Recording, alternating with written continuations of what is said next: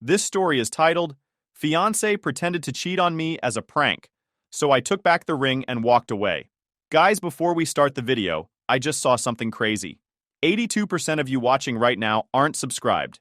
If you're already here enjoying the content, why not hit that subscribe button? It's completely free, takes just a second, and it really helps the channel grow so I can keep bringing you more stories you love. Now let's start the video. OP starts by saying, I've been with Emma, 26 female, for just over 3 years now. Things were good, or at least I thought they were. We'd talked about marriage a couple of times over the years, so I knew she was on the same page as me. After saving up for months, I decided it was finally time to propose. I wanted to make it special, something she'd always remember.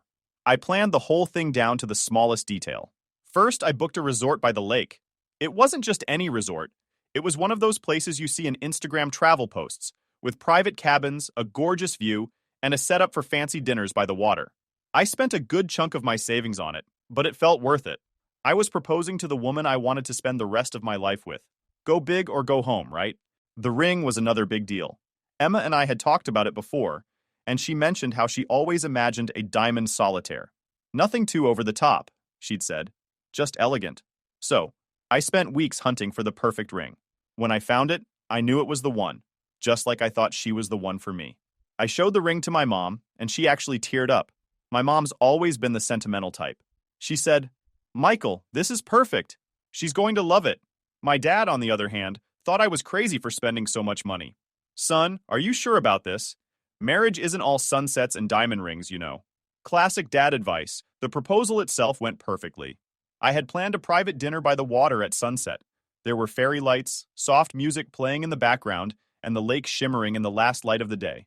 I was so nervous. My hands were shaking when I pulled out the ring. But when I got down on one knee and asked her to marry me, she looked at me with tears in her eyes and said yes. I don't think I've ever felt that happy in my entire life. For a moment, it felt like everything was perfect. Afterward, Emma was over the moon. She couldn't stop talking about how perfect the proposal was and how happy she was. She called her parents as soon as we got back to the cabin. Her mom cried on the phone saying, We're so happy for you two. Michael, welcome to the family. That really meant a lot to me. Her dad, who's normally a quiet guy, even told me, You did good, son. It felt like the start of something amazing. The first few weeks after the proposal were incredible. Emma was so excited to show off her ring to everyone. She'd stop random people, like the cashier at the grocery store, and go, Look at this. Isn't it gorgeous? My fiancé picked it out for me. And honestly, I didn't mind. It felt good seeing how happy she was. I was proud that I could make her that happy. Our families were equally excited. My mom couldn't stop calling me to ask about wedding plans. She's a total planner, so this kind of thing is right up her alley. Have you picked a venue yet? What colors are you thinking? Oh, are you going to do a buffet or plated dinner? She was basically ready to take over as our wedding coordinator. My dad, being my dad, said, Don't let your mother steamroll you. Remember, it's your wedding, not hers. Emma's family was just as into it. Her mom started calling her the bride-to-be, and her little brother joked about how he finally got to be the cool uncle someday. Everything seemed perfect at first, but then Emma started acting different. At first, it was subtle. She started hanging out with her friends a lot more. She told me it was because she wouldn't have as much time to see them after we were married, so she wanted to make the most of it now. That made sense, and I didn't want to be the guy who stopped her from having fun with her friends. Besides, her friends are nice people, and I trusted her. But then, little things started to bother me. Emma has always had a quirky sense of humor, but after the proposal, her jokes started to get a little off. She'd make comments like, Oh, I've got Michael trained so well. He'll do anything I ask. She said it in front of her friends a few times, and while they laughed, it made me feel weird. I brushed it off at first because I didn't want to seem overly sensitive. I thought maybe it was just her way of handling the stress of planning a wedding. One night, we were at her parents' house for dinner. It was one of those big family meals where everyone's sitting around the table, laughing and talking. After dinner, I offered to help clean up, and Emma said, See, I've trained him well. Her dad actually frowned and said, Emma, don't say that. That's not nice. I laughed awkwardly because I didn't want to make a scene, but I could tell her dad didn't like it either. The comments didn't stop, though. In fact, they got worse when we were out with her friends. She'd flirt with her guy friends as a joke, saying stuff like, If I wasn't engaged, I'd totally date you, and then look at me like I was supposed to laugh along. It was humiliating, but I didn't want to start an argument in front of everyone. Her friends even told her to stop a couple of times. One of them said, "Emma, that's not funny. You're being kind of rude." But she'd just shrug it off and say, "Relax, it's just a joke." I brought it up with her once. I told her, "Some of the things you say in front of your friends make me uncomfortable. Can you not do that?" She rolled her eyes and said, "Michael, you need to learn to take a joke. You're way too serious." I dropped it because I didn't want to turn it into a big fight, but it kept bothering me. If I'm honest, I think I was trying to convince myself it wasn't a big deal when, deep down, it was. Looking back now, I wish I had said something sooner. Maybe it wouldn't have changed anything, but at least I wouldn't have let it fester. At the time, I kept telling myself that this was just a phase, that she was stressed about the wedding, or nervous about the future. But the truth is, the woman I proposed to was starting to feel like a stranger, and I didn't know what to do about it. After the proposal, things between Emma and me were still good, for the most part, but I started noticing some changes in her behavior. She told me she wanted to spend more time with her friends before the wedding because, as she put it, things are going to change after we're married. I didn't think much of it at first. I mean, I wasn't going to be the guy who stopped her from seeing her friends. Plus, her friends were pretty chill, and I trusted her. But the way she acted when she was with them started to bother me. It started small, with her making little jokes about me. Stuff like calling me her manslave in front of her friends. She'd laugh and say, "Oh, don't worry, Michael will handle it. He always does." At first, I tried to laugh along because I didn't want to seem like I couldn't take a joke. But the more she said it, the more it stung. Her friends didn't even seem to think it was that funny. Sometimes they'd awkwardly laugh, but I could tell they were uncomfortable too. One time, we were out with her friends at this bar downtown. Everything was going fine until she started flirting with one of her guy friends, David.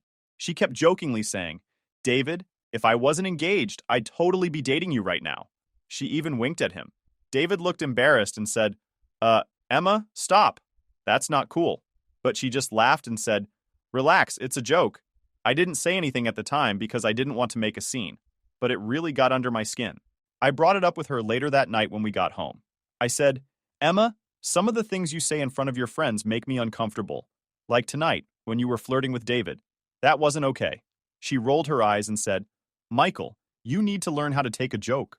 You're way too serious all the time." I tried to explain that it wasn't about being serious. It was about respect. But she wasn't having it. She brushed me off and said I was overreacting. I let it go because I didn't want to start a big fight, but it kept eating at me. It wasn't just with her friends either. She started making those same kinds of comments around our families. One night, we were having dinner at her parents' house. It was a pretty casual thing, just her parents, her little brother, and us. After dinner, I offered to help clean up, and Emma goes, "See? I've got him trained already." Her dad gave her a look and said, "Emma, don't talk like that. It's not nice." Her mom laughed nervously and said, "She's just joking." But I could tell her dad wasn't amused, and honestly, neither was I. The jokes kept escalating. She started calling me hubby in this sarcastic tone when we were around people. Like, she'd ask me to grab her a drink and say, "Thanks, hubby. You're the best." It wasn't what she said. It was how she said it.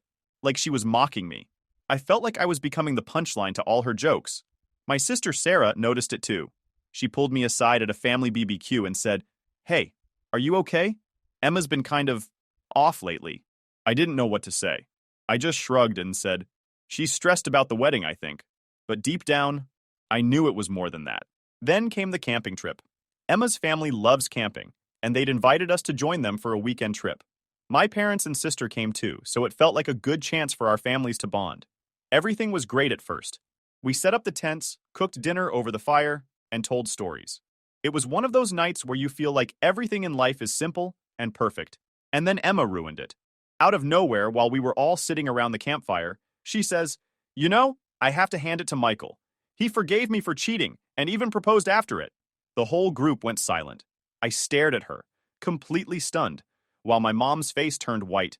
My dad, who'd been poking the fire with a stick, froze. My sister whispered, "What did she just say?" I couldn't even process it. I asked her, "When did you cheat?" She smirked and said, "Oh, you know, a few days before we went to the resort. How could you forget?"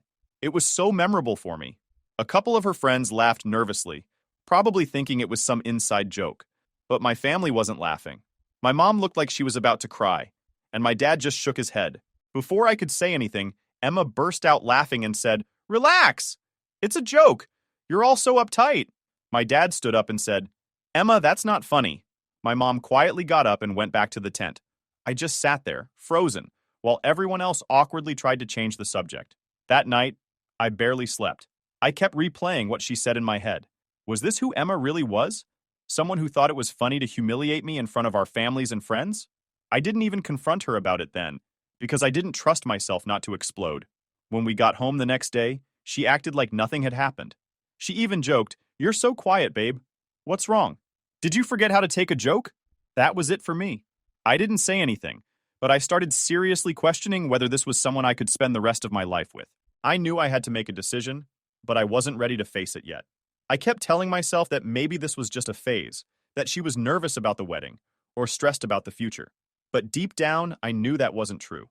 The woman I proposed to wasn't the woman sitting across from me anymore, and I didn't know if I could fix it, or if I even wanted to. After the camping trip, I knew things weren't right between me and Emma.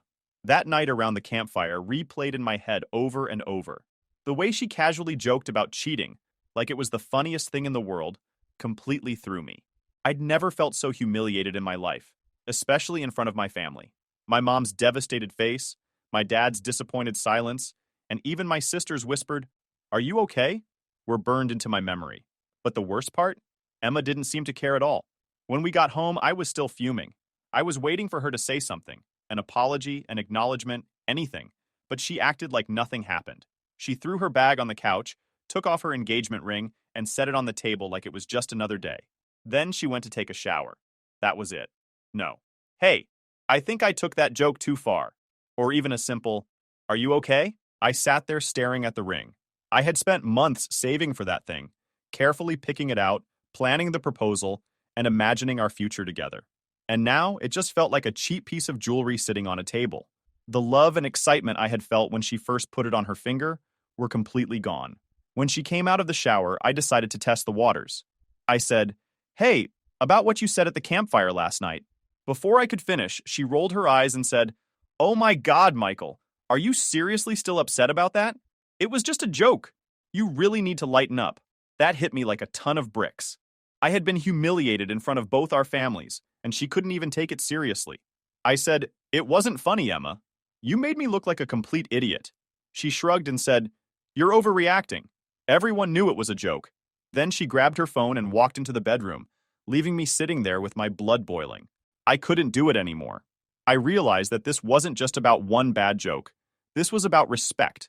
And Emma clearly didn't respect me.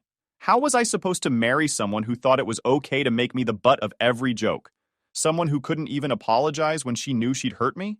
I'd spent weeks brushing off her comments, trying to convince myself it wasn't a big deal. But it was a big deal. It was a huge deal. So I made a decision. While she was in the bedroom scrolling through her phone, I grabbed the engagement ring off the table, packed a bag, and left. I went to crash at my friend Jake's place. Jake's the kind of guy who's always been there for me, no matter what. When I showed up at his door with a duffel bag and a pissed-off look on my face, he didn't even ask questions. He just said, "Come in. Beer or coffee?" Later that night, I texted Emma. I told her the wedding was off and that I needed time to think about our relationship. I tried to keep it as calm and respectful as possible, but I didn't sugarcoat it either. I told her that what she did was unacceptable, and that I couldn't marry someone who didn't respect me. Her response came almost immediately. "Michael, you're seriously ending our engagement over a joke? You're being way too sensitive." I stared at the message, completely baffled. Sensitive? I wasn't being sensitive. I was standing up for myself. I replied, "Jokes have limits, Emma. What you said wasn't funny. It was hurtful, and you embarrassed me in front of everyone."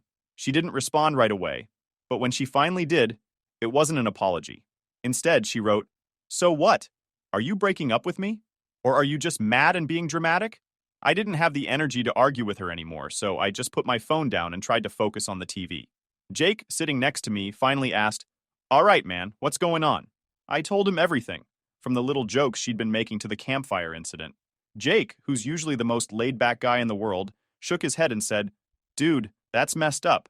If she can't see why you're upset, that's a red flag. You deserve better." The next morning, Emma called. I was half asleep when I answered, and she started yelling immediately. "Where's my ring, Michael?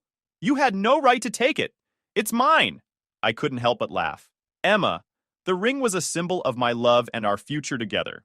Since both of those are now in question, it's not yours anymore. She didn't like that answer. You're such a cheapskate, she spat. What kind of man takes back an engagement ring? I was done being nice. The kind of man who realizes he made a mistake proposing to someone who doesn't respect him, I shot back. She hung up after that, but I knew this wasn't the end of it. After calling off the wedding, I thought things might settle down, but I couldn't have been more wrong. Emma wasn't letting this go without a fight. Not a respectful adult conversation kind of fight, but a full-blown public drama explosion. What I didn't expect was how quickly she'd weaponize social media to turn this into a circus. The day after I moved out, I woke up to dozens of texts from mutual friends and family members. My sister Sarah sent me a screenshot of a Facebook post Emma made that morning. It was a long, dramatic essay where she painted herself as the victim of my unreasonable behavior. The post read something like, "I can't believe I'm having to go through this. My fiancé, who I thought loved me, took back the engagement ring and called off our wedding because I made one joke. He's so insecure and sensitive that he can't handle a strong, confident woman. I guess it's better I found out now, rather than after marrying him." Underneath, there were dozens of comments from her friends hyping her up. "You deserve better, Queen. Good riddance to that loser.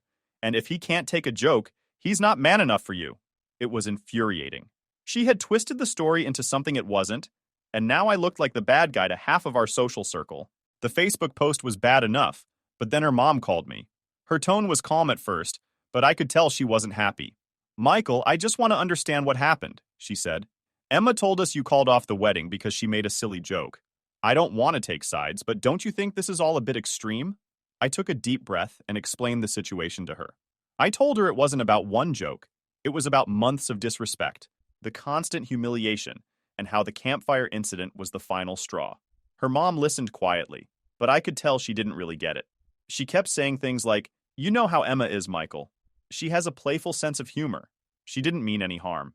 Finally, I said, "With all due respect, Mrs. Taylor, this isn't about her sense of humor.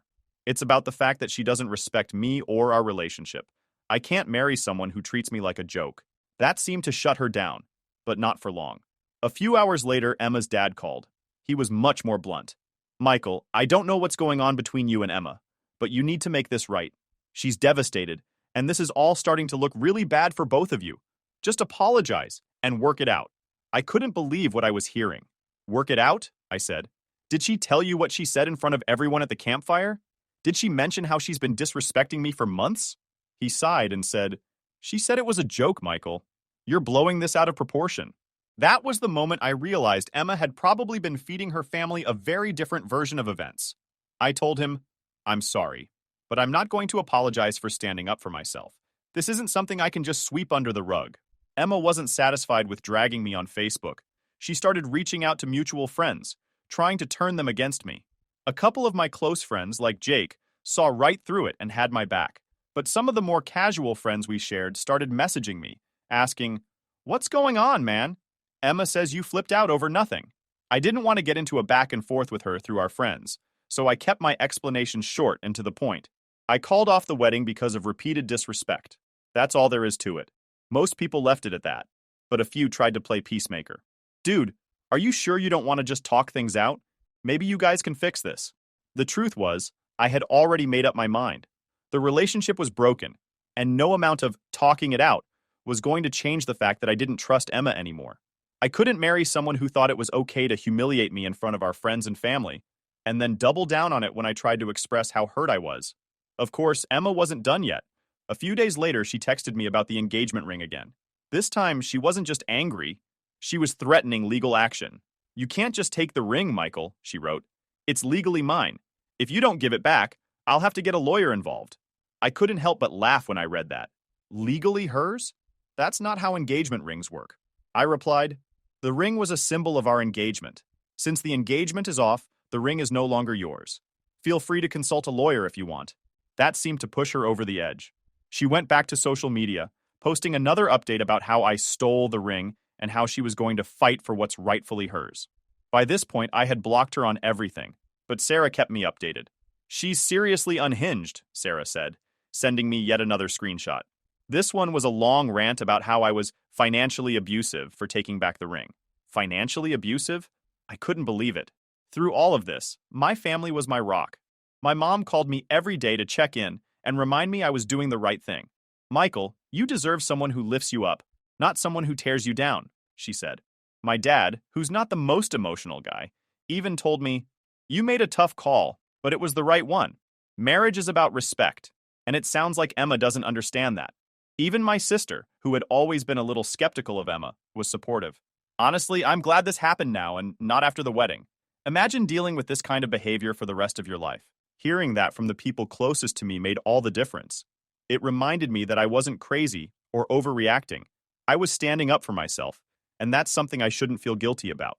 By the end of the week, I felt more confident in my decision than ever. But it still hurt. This was the woman I thought I was going to spend the rest of my life with. I had envisioned a future with her. Marriage, kids, growing old together, and now all of that was gone. It's hard to let go of something you've invested so much time and love into, even when you know it's for the best. Emma, meanwhile, kept escalating. I heard from mutual friends that she was planning to expose me with some made-up story about how I mistreated her during our relationship. At this point, I was done caring. Let her say whatever she wants. I knew the truth, and so did the people who mattered most to me. By the time the second week after the breakup rolled around, I thought Emma would have calmed down. Instead, she decided to double down on her campaign to make me the villain. I had already blocked her on every platform, but that didn't stop her from finding new ways to escalate. Between her social media posts, her family's constant attempts to guilt me into working things out, and her increasingly wild accusations, I realized there was no way to leave this quietly. It started with her trying to contact my parents. One night, my mom called me sounding really upset. Michael, Emma called me today, she said. She was crying and saying you're being unfair, that she didn't mean to hurt you, and that you're ruining both your lives by calling off the wedding. I sighed and rubbed my temples. What did you say? I told her that this is your decision to make, and that I support you, my mom replied. But Michael, she was very insistent. She kept saying you're overreacting, that it was just a joke, and that you need to stop letting your pride get in the way. She's trying to manipulate you, Mom, I said. She knows I won't back down, so now she's going through you to make me feel guilty. My mom agreed, but I could tell the whole thing bothered her. Emma had always been good at playing the victim, and even though my mom supported me, I knew Emma's sob story had gotten to her. Emma didn't stop with my mom. She called my dad next. Now, my dad is the last person on earth who would fall for Emma's antics. He's a no-nonsense guy, and he's never been one to sugarcoat things. When he called me, he sounded more annoyed than anything. Michael, that girl called me today, he said. She was crying about the ring and the wedding being off. I told her, Emma, if Michael decided to end things, he had his reasons, and I'm not getting involved. Thanks, Dad, I said, relieved. What did she say after that? She started going on about how she didn't mean it, that you're too sensitive, and that she's heartbroken. I told her, Emma, you're barking up the wrong tree. You disrespected my son, and I don't blame him for walking away. That shut her up pretty quick. Hearing that made me feel better, but I hated that she was trying to drag my family into this. It was bad enough she had turned half of our mutual friends against me, but now she was using my own parents to guilt me into taking her back. Now, before we jump into the final update, I just want to remind you to hit that subscribe button if you haven't already. It helps the channel a ton, and lets us keep bringing you more amazing stories. Alright, let's get to the final update. Final update. A mutual friend, Laura, reached out to me and said, Hey Michael, I thought you should know Emma's been telling people you were controlling and jealous during your relationship. What? I said, completely floored. Where is this coming from? She's saying you didn't let her hang out with her friends or talk to other guys, Laura explained. I know it's not true. I've seen how much freedom you gave her, but I wanted you to know what she's saying. I was furious but not entirely surprised. Emma had always been good at spinning stories to make herself look innocent. I figured this was her way of justifying the breakup to people who didn't know the full story. Still, it hurt. I had gone out of my way to give her space and support her friendships, even when her behavior started crossing boundaries. For her to turn around and call me controlling was a slap in the face. Jake, my best friend, stepped in at that point. He started posting little snippets of the truth in response to Emma's rants on social media. Nothing aggressive, just subtle reminders that there were two sides to every story. For example, when Emma posted about how I stole her ring, Jake commented, Actually, engagement rings are considered conditional gifts. If the engagement is broken, the ring goes back to the giver. Just saying. It wasn't much, but it was enough to make people pause and question Emma's narrative. A week later, Emma showed up at Jake's place unannounced. I was staying there temporarily while I sorted everything out, and I guess she figured out where I was. She knocked on the door, and when I opened it, she immediately started crying. "Michael, please," she said, her voice shaking. "Can we talk? Just for a few minutes?" Jake, who had been sitting on the couch, gave me a look like, "Do you want me to kick her out?" I shook my head. As much as I didn't want to talk to her, I figured this might be the only way to get her to stop. We sat down at the kitchen table, and Emma launched into a long, emotional speech about how much she loved me, how sorry she was, and how she didn't realize her jokes had hurt me so much. "I was just trying to make people laugh," she said. "I didn't mean to disrespect you. You know I'd never actually cheat on you." I let her talk for a while, but when she started blaming me for overreacting again, I cut her off. "Emma, stop. You keep saying it was just a joke, but jokes have limits. You crossed the line, and instead of apologizing, you doubled down and acted like I was the problem. How can I marry someone who doesn't respect me?" Her tears dried up pretty quickly after that. She sniffed and said, "So that's it? You're just throwing away 3 years over one bad joke?" "It's not just one joke, Emma," I said. "It's the pattern of disrespect, the constant humiliation, and the fact that you've shown me time and time again that you don't take me or our relationship seriously. I can't do this anymore." She stared at me for a moment, then stood up and said, "Fine. If that's how you feel, then I guess I wasted 3 years of my life." She stormed out, slamming the door behind her. Jake looked at me and said, "Well, that was something. You okay?" "Yeah," I said, surprisingly calm. "I'm done. Since that final confrontation, I've started to feel like myself again. Cutting Emma out of my life was the best decision I've ever made, even if it was painful at first. My family has been incredibly supportive, and I've realized who my true friends are. Some of the people who took Emma's side have started to reach out, saying they didn't know the full story. I haven't decided if I want to bother reconnecting with them yet. For now, I'm just focused on moving forward. Emma, as far as I know, is still telling her version of the story to anyone who will listen, but I've stopped caring. Let her say whatever she wants. I know the truth, and the people who matter to me know it too. At the end of the day, I'm just glad I found out who she really was before it was too late." So Reddit, am I the a-hole?